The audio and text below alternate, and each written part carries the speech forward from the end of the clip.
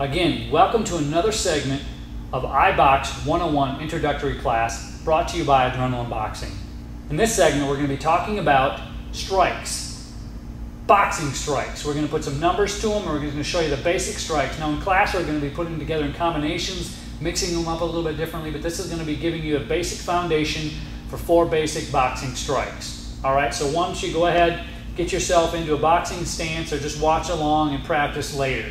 All right, I'm going to go ahead and get into a stance. Now the first punch that we're going to teach is called the jab. Now the jab is always with the lead hand. Now remember, you're in a proper stance, your knees are bent, you're on the balls of your feet so that you can pivot. And your hip always leads every punch, just as it leads every kick.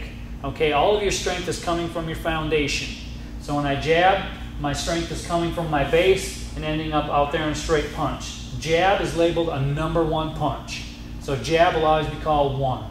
And basically it's your lead hand, which is your front hand in whatever position you're in, and it's a straight punch out, again hitting with the first 2 knuckles of your hand and straight back in.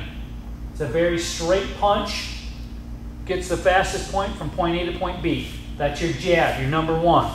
Okay? Now we'll talk about the cross, often used as a 1-2 combo, the cross given the number 2.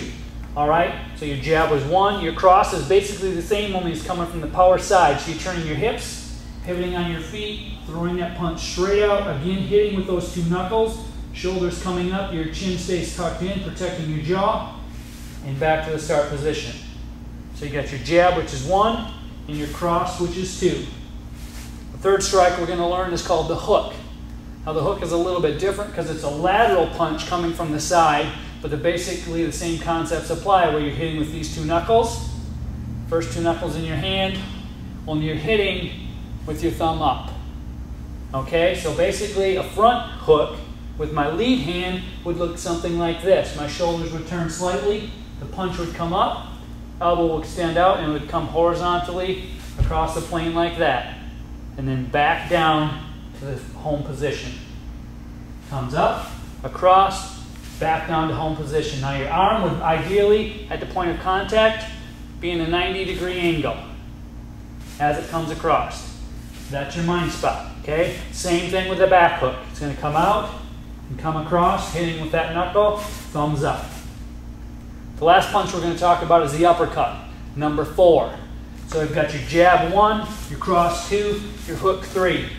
4 is your uppercut. It's very similar to the hook, only it comes straight up. So it's still a 90-degree shot, hitting with the first 2 knuckles. Basically you bend down with your legs, turn your arm out, and blast up with your legs. Your arm stays in that 90-degree angle. Ideally, it would come up with the uppercut. So we've got the jab, 1, cross 2, hook 3, uppercut 4.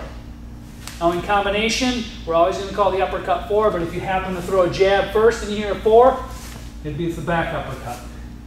All right, so there you go. Remember to always pivot on your feet.